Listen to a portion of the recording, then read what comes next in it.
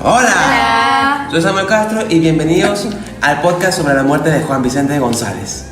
Hola, mi nombre es Amanda. Aquí hablaremos un poco sobre cómo fue su vida y su trayectoria en la escritura y evidentemente de su muerte. Claro, como no vamos a hablar de su muerte si el mismo podcast se llama La muerte de Juan Vicente. Ironías de la vida. Espero todos disfruten el podcast y aprendan sobre quién fue el primer escritor romántico de nuestro país. La primera pregunta es, ¿quién fue realmente Juan Vicente González? Primero que todo deberíamos saber quién era Juan Vicente. Fue un escritor político, educador y periodista y que nació el 28 de mayo de 1810 en Caracas, Venezuela. Cursó estudios en el convento de los padres neristas y en la Universidad Central de Venezuela. En el convento lo dirigió el padre José Alberto Espinosa y en la universidad el sacerdote José Cecilio Ávila. Uno de los hechos más importantes en su vida fue en 1827, cuando el libertador Simón Bolívar regresó por última vez a Venezuela para impedir la separación de la Gran Colombia. Qué curioso que cada vez que hablamos de historia venezolana siempre está involucrado Simón Bolívar. Bueno, la Gran Colombia, ¿no? Bueno. Fue recibido con un homenaje en la Universidad de Caracas, momento que quedaría grabado en su memoria. A los 28 años contrajo matrimonio con Josefa Rode. Para costear sus gastos en su nuevo estado civil, daba clases de gramática e historia en colegios particulares. En 1849 fundó en Caracas el Colegio El Salvador del Mundo. Un año antes fue nombrado diputado por Caracas al Congreso, por lo que fue testigo de los sucesos del atentado al Congreso del 24 de enero de 1848. A pesar de haberse iniciado en la masonería, se le clasificaba como hombre de ideas conservadoras. Debido a este punto de vista, no encontró favorable a la Revolución de marzo de 1858, que llevó al poder a Julián Castro, Manuel Felipe Tovar y Fermín Toro. Tampoco se sintió atraído por la Revolución Federal. La mayoría decía que siempre tenía una mente muy cerrada para temas de política u otros temas de mucha importancia. Un hombre muy concreto, diría yo. Tienes razón. Una cosa también muy importante de su vida como diputado y como escritor es que desde el periódico El Heraldo y otras publicaciones combatió a los regímenes de la fuerza. Creo que es algo muy atrevido como para los hombres de la época. Eso disgustó a muchos gobernantes y claramente debió ser así. Estuvo a punto de ser deportado en 1861, pero gracias a las diligencias de Pedro Gual, presidente de la República, imagínense, por breve tiempo pudo evitarlo. También hizo oposición a la dictadura del general José Antonio Páez, lo que le valió un encierro de 3 meses en la cárcel de La Guaira. Al ser libertado, gracias a los buenos oficios de algunos masones, rescindió en sus críticas violentas al gobierno. Por ejemplo, claramente, y sucedió esto, el general Páez, molesto, volvió a mandarlo a la prisión. Esta vez fue en la prisión de La Rotunda, diferente a la de La Guaira. Allí escribió su manual de Historia Universal, que es uno de sus primeros libros conocidos. O sea, que interesante que a partir de un hecho sociopolítico tan fuerte que le haya impactado, pudo escribir uno de los libros más conocidos que tiene para ser un personaje importante. También que en el periodismo consiguió fama por su talento y virulencia en la crítica. Fue fundador de los medios impresos El Venezolano, El Diario de la Tarde y El Heraldo, y editorialista de algunos de estos medios, incluyendo La Prensa, lo que provocaría polémicos con periodistas identificados con el movimiento liberal, tales como Felipe Larrazábal, Estalzo Redón, Guillermo Tell Villegas, Tomás Lander y Rafael Alberto. Un año antes de su fallecimiento estableció la publicación de la revista literaria, teniendo como muchos cursos de periodismo y muchas revistas, que siempre tuvo como una visión como muy cerrada con su política, y lo único que quería como expresar eran sus ideales de como una tierra como unida. No, y que tal como lo dijo Samuel, más que cerradas, es concreto. Sobre todo en la política. Ajá, Exacto. era un señor muy concreto, y que, por ejemplo, a la hora de tú hablar en frente de periodistas que representaban editoriales importantes del país, hacía que lo hiciera un hombre muy valiente en el tema político. Y además, poder enfrentarse a un, vamos a decir así, deportación del país, creo que no es nada fácil. Con eso que dijo Aymara, ya podemos entrar un poco más con lo que fue su trayectoria en la escritura. Entre los grandes proyectos que concibió Juan Vicente González como historiador, uno de los más importantes fue la de escribir una serie de biografías de los más ilustres venezolanos, que tradujeran las características más resaltantes de la época en la que vivieron, desde la colonia pasando por la independencia y la época que se inicia en 1830. La obra la titularía Historia del Poder Civil en Colombia y Venezuela. Solo llegó a publicar las biografías de José Manuel Alegría en 1856, José Cecilio Ávila en 1858, Martín Tobar Ponce, no tiene fecha, bueno, no sabemos la fecha realmente, y la de José Félix Riva, considerada la más importante. Estas biografías las escribe en diversas épocas de su activa vida literaria. En 1835 describe sus epístolas catalinarias sobre el 8 de julio, donde ataca y combate el caudillismo. La verdad, era un hombre que veía la política con un punto de vista muy interesante, ¿eh? Sí, de hecho, desde 1846, que escribe Las Mesenianas, en estos pequeños poemas en prosa, describe con profunda tristeza sus impresiones de la Venezuela que tanto conoció y amó. El título de Las Mesenianas está tomada de las elegías que sobre Mesania, una región de Grecia, escribieron el abate francés Barthélemy y el poeta también francés Casimir de la Vigine. Sí, sabes que hay que saber el idioma. Claro. Las elegías que integran la obra tratan de muy diversos temas, pero todas tienen en común la preocupación por lo venezolano, la exaltación de los valores patrios y el culto a los héroes. Además, todas muestran una profunda tristeza con que el autor fue testigo de los conflictos que en los últimos años de su vida desgarraban su patria. Juan Vicente González, el hombre que habla atacado tan furiosamente a sus enemigos en sus escritos, el apasionado periodista que utilizaba los peores insultos, narra con ternura y gran elevación poética la muerte de Andrés Bello o escribe con semejantes características la oración fúnebre de otro gran venezolano, el polifacético Fermín Torres. Yo creo que en base a esto, yo creo que pudiera agregar la importancia de utilizar el arte para protesta, para expresarnos y en este caso la poesía.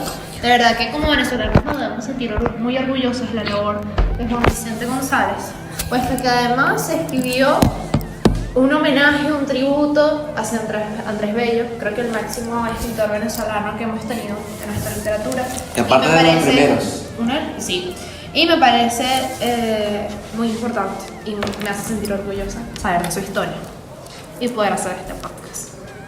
La tercera pregunta del podcast, su huella en la política. Imagínate, ya habíamos hablado muchísimo de su política y cómo enmarca la historia de Venezuela. Pero como fue muy importante, él actuó en mucho de ese tipo de cosas. Exacto. Y hay que tocar.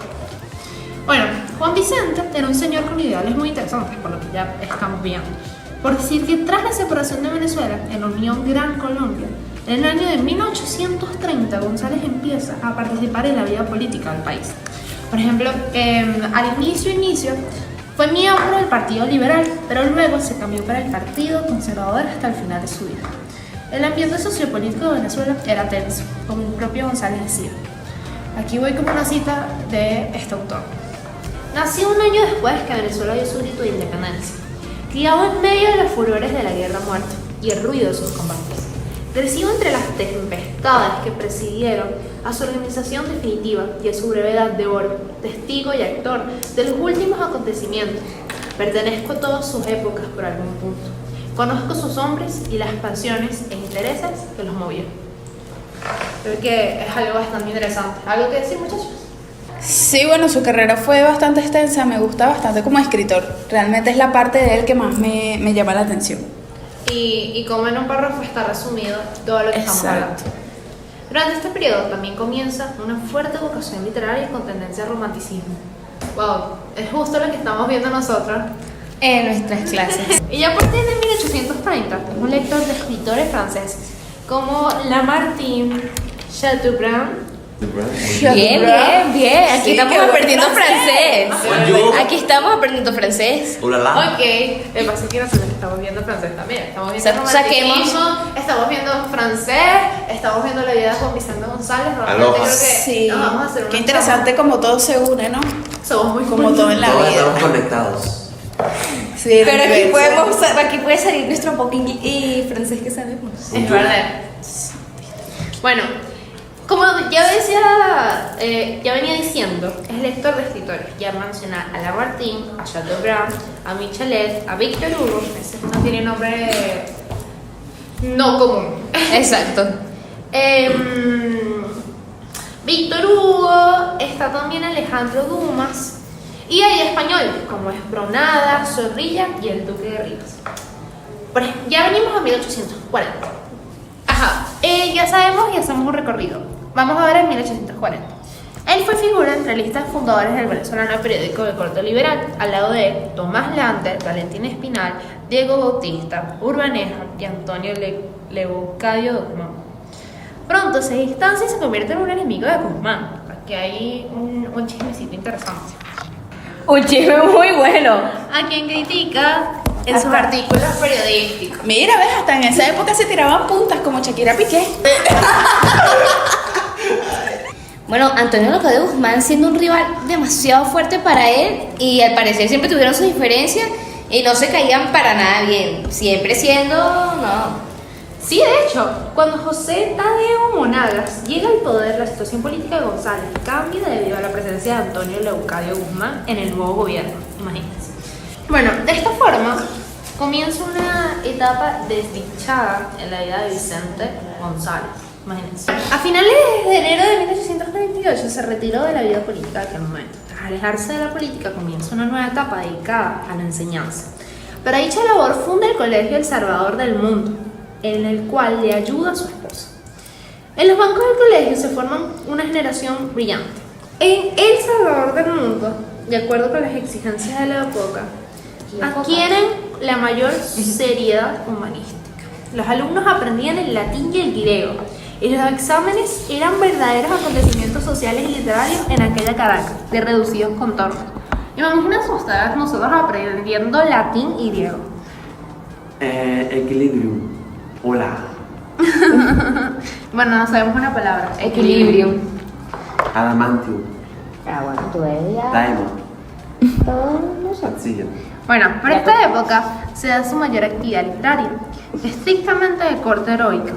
En 1864 funda el periódico El Nacional, donde defiende el gobierno de Crisóstomo Falcón. En 1865 funda su famosa revista literaria, en la cual escribe artículos de las críticas y traduce a los grandes poetas universales. Es una de sus más grandes obras y también la última. Allí aparecen sus primeros trabajos de corte ensayístico. Nosotros creo que para nosotros es muy importante porque básicamente la información que nosotros buscamos, nos podemos informar lo que está pasando en nuestra Venezuela, los estudiantes podemos estudiar a través de ello. Es por parte de Juan Vicente. Sí, o sea, muchas personas de aquí conocemos que es el Nacional. Y bueno, de verdad que todos sabemos que es un hombre muy interesante e inteligente para muchísimas cosas de política, de poemas, de todo. Ahora viene la parte menos divertida. Que salía de una vez ya. Creo que es literalmente lamentable. Sí, cuando ya se murió por fin. Mentiras, mentiras. Fue un hombre muy admirable, chicos. De verdad que busquen mucha información sobre ellos. Cuando Si se fijan, sí. murió joven, o sea, nació en 1810 y murió en el 56. Exactamente, como venía diciendo Andrea, es un hombre de admirar que, bueno, ahorita viene la parte cero positiva. Sí, aparte era muy conocido y aparte era querido por ser una gran persona, una muy buena y gran persona. Bueno, y es reconocido porque realmente fue el primer romántico de Venezuela. Fue el que inició El ese primer movimiento. romántico. Es verdad. Se debería llamar el primer romántico. De Casanova. Exacto. Él muere el 1 de octubre tras soportar una gangrena y una arterioesclerosis, muriendo refugiado en todos sus escritos y grandes ideologías. La gangrena, que fue de lo que murió, es la muerte de un tejido corporal como consecuencia de una falta de irrigación sanguínea o a una infección bacteriana grave.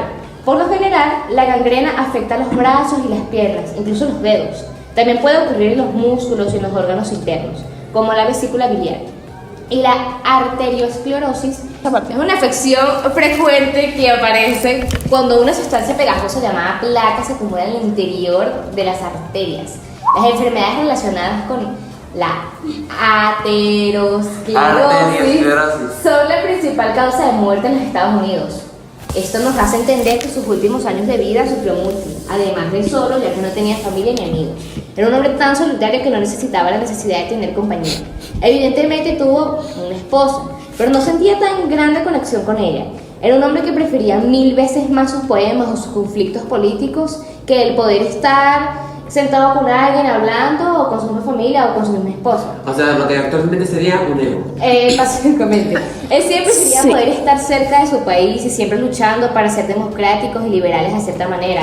O sea, es triste porque vemos que murió de unas maneras Fea. muy feas y además que le puso mucho en juego como con todas sus cualidades, por decir, con lo de la arteriosclerosis, vimos que no siquiera podía mover los dedos, también con la Y aparte le afectó con la eso. granjena, que no, o sea, los dedos, las manos, no se podía parar. Los tenía órganos hinchados. internos. Exactamente. De todos modos, no lo veo tan así, pues después de revolucionar literalmente la historia de un país, crear, por ejemplo, el Nacional, que sigue existiendo como periódico, el romanticismo, tener una vida política tan marcada en una época que no es la misma de ahora, creo que es bastante interesante y que aún así tuvo un lugar en nuestra Venezuela y lo va a seguir teniendo. Claro. Sí, no, y aparte yo creo que eso de morir solo, la gente pensará, bueno, pobrecito, murió solo, sin familia, aunque tenía una esposa, pero realmente yo creo que no, él murió solo porque decidió hacerlo, pues, y murió con sus poemas y con todo lo que hizo políticamente y en el país. Pero bueno, eso fue todo por el día de hoy. Muchas gracias por escucharnos y querer aprender más de las personas importantes de nuestro país.